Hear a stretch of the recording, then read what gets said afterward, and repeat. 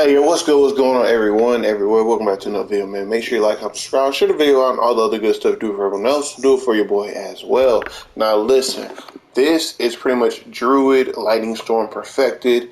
I ain't seen no one else have a build just like it or nothing, man. I've been piecing stuff together, testing a lot of stuff out, in the lab cooking, if you know what I mean. But nonetheless, this build right here is absolutely amazing. It's pretty much ready for any and all things. You're able to push high nightmare dungeons, push high vaults, all the uber bosses or whatever. Easy. All able to be done, all good, all burn them down and whatnot, okay? There's some modifications here and there that I will go over when we get to them that you can make depending on the situation, but nonetheless, this is the build, okay? Now we're gonna start with Tempest Roar. We need it for the Storm skills and now Werewolf skills. One reason being, Mad Wolf's Bleed, plus 3 ranks Werewolf skills. It got damage, got health, it got speed, it's nice. Back to Tempest Roar, damage, crit damage, even poison resistance is nice. And then even that lucky hit for the Storm skills, get 23% chance to grant 4 spirits, very, very nice as well. Now, new unique gloves for Lightning Storm, pretty much allow them to do up to 20% multiplicative damage, doesn't gain 1 additional strike each time it grows, plus up to 4 ranks of Lightning Storm, 3 ranks of Defiance, which is very, very good. I need mine to be a little bit better, as you see.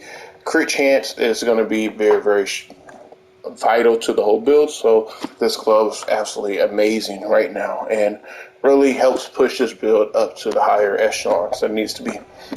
Tobalt's build, restart management, multiplicative damage. We're going to be able to stop both UAs a few times, so hey, very, very good. Flicker Step, I like to have it, especially in clearing a lot of adds enemies. If you're doing more boss damage, you clearly don't need Flicker Step. You can run a normal boot with all stats, willpower, damage reduction while injured, and spirit cost reduction as well, okay?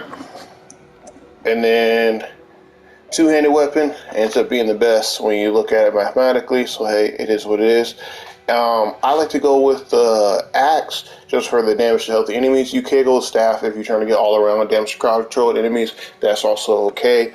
In terms of what you want on it, core skill damage, willpower, all stats are very, very good. Damage to close or damage to distant enemies are one of the priorities that you want to make sure you at least have one or the other on this weapon. As you see, I don't. Re-rolling has been too costly, so we're not even going to worry about that right now. And then something like an additive nice damage, like critical strike damage, damage slowing enemies, something like that, lightning, critical strike damage, all of them are additive, so you can just go ahead and throw any one of them as your last one out of the 4, and you're good to go. When we come over to the neck, you get the... Oh, I do want to touch on two-handed weapon. As you see, we do have the Shepherd's Aspect for 20% additional multiplicative damage for each companion that we do have active, okay? Then when we come over to our neck, we have Retaliation Aspect, which allows our core skills, i.e. Lightning Storm, to do more damage based off of the amount of Fortify, up to 45%, which is very, very good. In terms of what you want on your actual neck, any kind of damage, additive, willpower, damage reduction from distant, close, or in general, fortified, werewolf, whatever. Total armor on werewolf, spirit cost reduction. All of them are good across the board. It's really on your preference. This is a good, all-around one that I have here. What you really want is really the 3 ranks to Envenom, which will be, for most people, you get 2 ranks, and you level it up, you get a 3rd one. If you don't have Envenom, then Nature's Reach also a very good one to have if you can't get Envenom for whatever reason. I know I've been struggling with necks, so hey, that is something that you could look out for, okay? Now we come over to Ring. Of course, we're rocking the Stampede aspect, so it can pair well with our Shepherd's Aspect down here on our weapon. In terms of what affixes we want on it, critical strike chance is priority. Damage to close or distant enemies, it's going to be our next priority. And then any kind of additive damage. I like lightning damage because it does add to the bases before you add your critical strike damage and whatnot after the fact.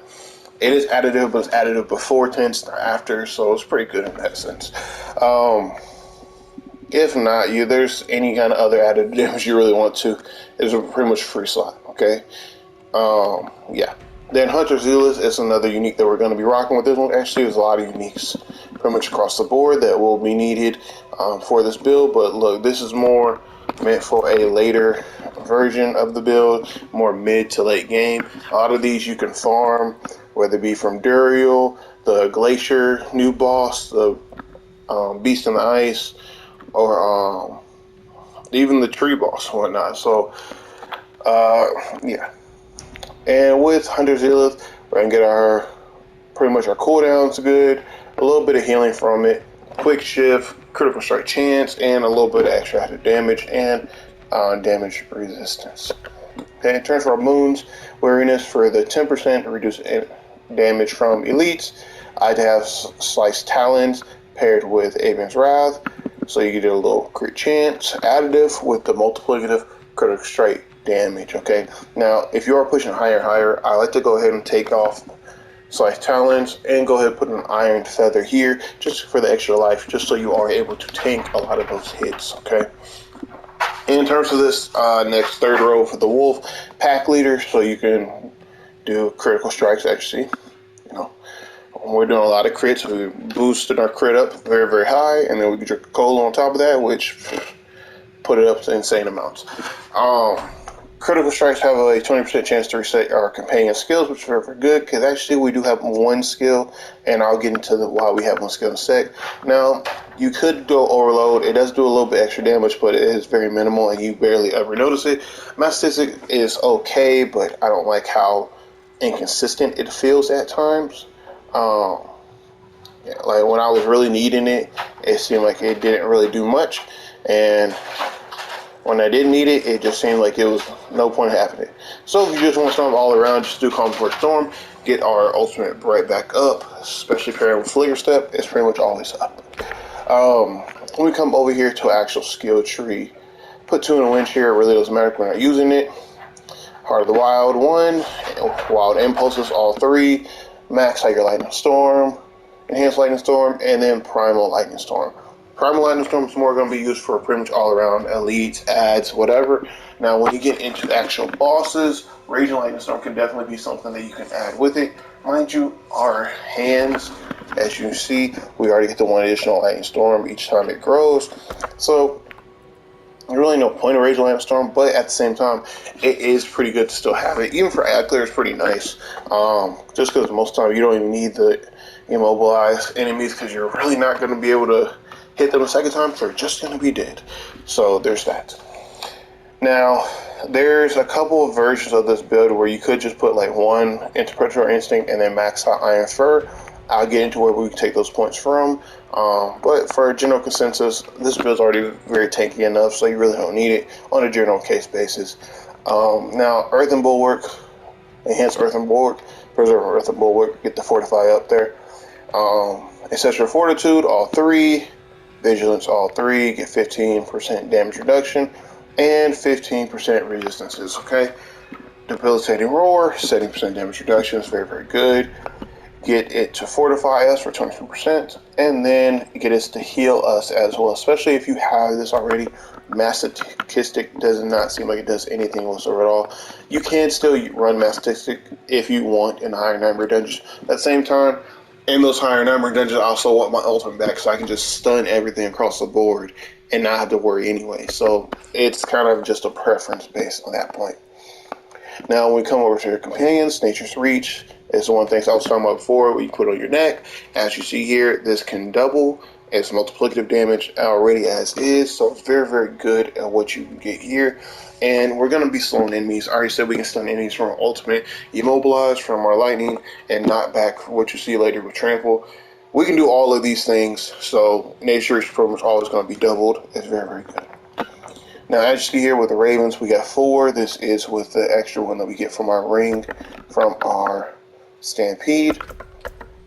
So we get 4 here. That's going to be 80% multiplicative damage thanks to our weapon. And how we're going to get that? We get Enhanced Ravens to not only increase our critical strike chance, which is very, very good, but also get 2 extra Ravens here with the Brutal Ravens, okay? Now we come down here to our race skills. I had to go ahead and get trample. At first, I really didn't want to enhance trample and the natural trample for the extra fortify. You could also go for savage trample if you don't have to bolt spool just yet. It's really on you. But if you want, you can really take these 2 points and put it into just the damage reduction here. There's really no point sometimes because you will be kind of maxed out on your fortify. I see like everything's pretty much 20% here. Plus you have an additional 22%.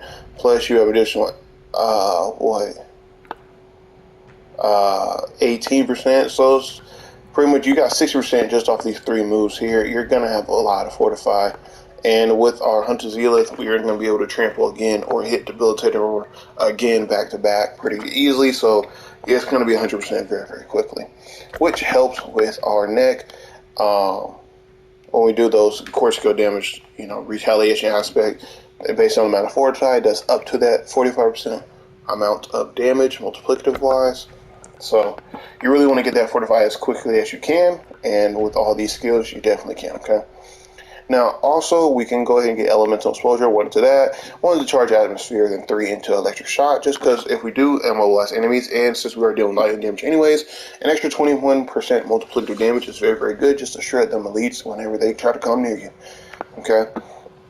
Now, we can go ahead and also get Neurotoxin here, so poison enemies are slowed. How do we poison enemies, though? We get Toxic Claws, so our Werewolf skills, i.e. thanks to Tempest Roar, Lightning Storm, is going to now poison our enemies based on our crits, which then is going to slow them, which, as you see, other Nature's Reach and some other things that we're going to be able to tap into when our multiplicative damage or added damage is there. Even on our weapon, we got damage slow enemies, so it's all good right there. And this will now allow us, thanks to these other 2, with Toxic Claws and Neurotoxin, to get that Envenom, and that's why we want it on our neck, because as you see here, we get 60% multiplicative damage bonus to our critical strike damage against poison enemies, which is very, very good. Very, very good, okay? Especially with bossing, very, very good. Coming down here to our ultimates, we get Petrified, get an additional second, just so it lasts a little bit longer. And then Defiance, you see we already get 3 ranks from our gloves, so there's that.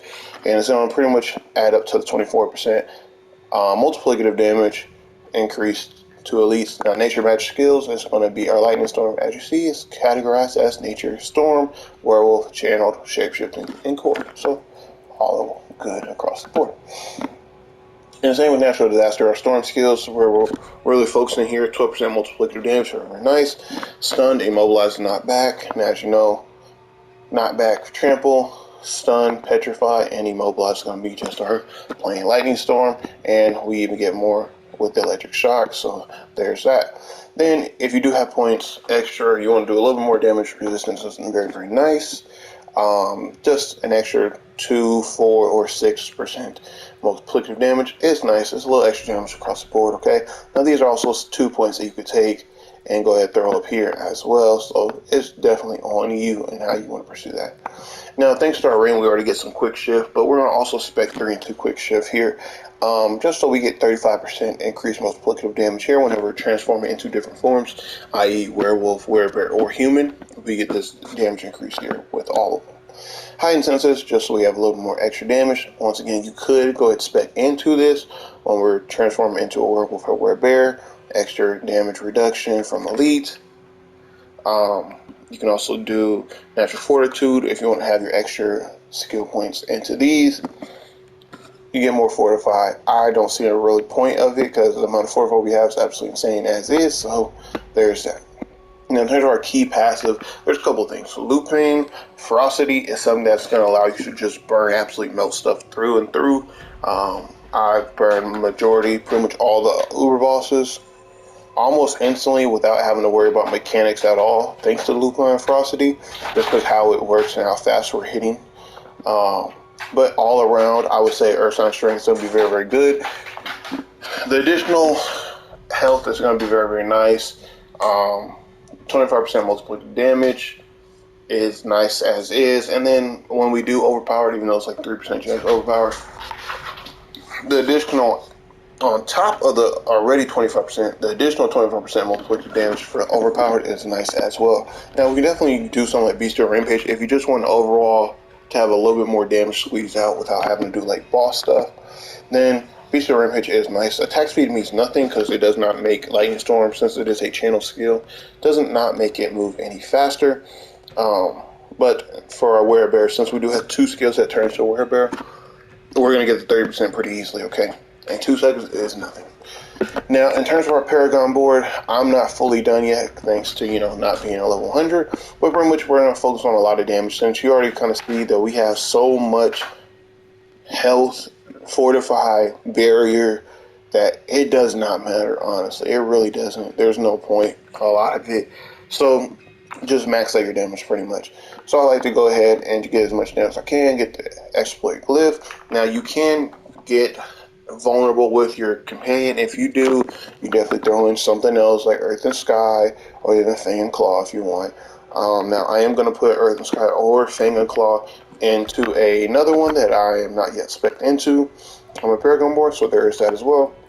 But pretty much when I come up, go into the Ancestral Guidance and pretty much follow as you see, go straight to the middle, go ahead and put in your Keeper glyph here, be able to deviate to the right, and get your Thunderstruck board, put in your Fulminate, I think that's how you say it, glyph here, and then you can also come back on your Ancestral Guidance on, go to your Lust for Carnage so you can get those extra spirits, get your damage, get some more damage, and go ahead and put in your Electrocution one there. Does a lot more multiple damage, very, very good, very, very nice. Then we're going to come back over to our Heightened Malice board as you see here, and go ahead and put in some like Spirit. Now, this is where I am also going to spec directly up from and put in Inner Beast, and pretty much I'm going to go ahead and go like this, go straight up and come over, and then you'll have your shapeshifting skills do more damage over here, okay? Now, if you really min-max this board out, and if I have all my glyphs leveled up, if I did a little bit better job in preparing for the video, by leveling up the glyphs, then you could potentially also get something in this glyph slot here, but it is going to be a bit of a stretch. It's really going to have to be min-max like crazy. I'm already trying to really stretch it. You could potentially consider not going in the middle here in Ancestral Guidance, but the extra core skill damage is very, very nice, and there's not much else for you to grab in the first place that's going to really help supplement that anyways, especially since core skill damage is additive on the front end before you multiply it and crit it and whatnot, so it's going to be a little bit better for you all around, okay?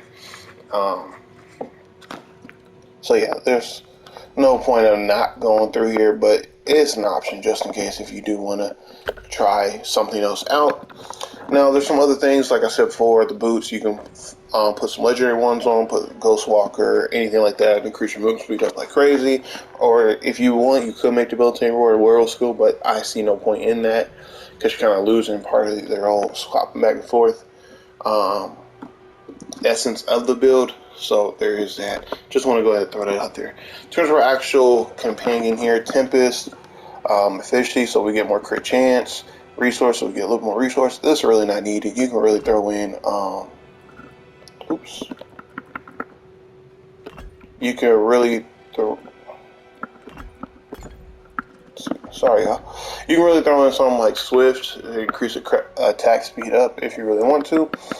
But then you really want to have something like Devastation, because Tempest with Devastation and the efficiency is very, very good. Yeah, I'm seeing, if you let it just sit there and keep going on and on and on, I've seen it hit millions. It's crazy what it can do. Then there's our other one, Flash Adrenaline, get more multiplicative damage for ourselves. Allow that more multiplicative damage to come back pretty quick, and get damage reduction as we're putting out more and more damage, as well as allowing our multiplicative damage to last longer. So just all around a good setup that we have here. Now, in terms of actual like rotation or anything like that we're going to be running, we're going to pretty much do from left to right. Hit our Petrify, hit our Ravens, hit our Earth and Bulwark, and then hit our Debilitating Roar, then spam out our Lightning Storm. Now, this is pretty much what it's going to look like across the board, okay? Now we're gonna hit Petrify, Ravens, at that. Just like I said, you'll see that we'll pretty much, okay, we're on a little bit. Alright, we're in a few millions. It's like, okay, cool, fine, Danny, whatever. If you really want to melt with bosses, you more definitely want to go with that Lupine Frosty. And I know I gotta go ahead and address this now. Lupine Frosty will allow you to hit similar numbers as if you had all three companions out. In the ideal sense, it's very hard to actually get wolves, ravens, and poison creeper to trigger the shepherd's aspect, even though they're active or actually on cooldown being used. It doesn't always seem to register in the game that they're active, which kind of made me go to this whole build of, okay, how do I now perfect the shortcomings of the typical build that you see everyone else use with the 3 different companions, and then they have like Earthen Bulwark and Nature's Fury for some reason, which, no. So that's why we use Earthshine Strength. If not, we can use Beast of Rampage or even Boss Burning Lupine Frosty. And Lupine Frosty can get you back up to the kind of damage level in the ideal sense that it does for all 3 companions. Now, if you do have all 3 companions and Lupine Frosty, I was hitting pretty hard with all 3 companions at one point. I've only ever got a trigger once. I was hitting like 6 millions plus. I just low and I was like level like 85. So I'm level 98 now, so there's that.